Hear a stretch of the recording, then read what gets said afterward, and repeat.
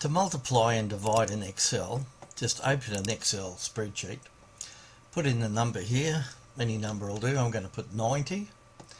Now if you want to divide that number by something, just hit auto sum. Now we've got to look at the cell, so it's an E4, so we can click there with our mouse and just backspace.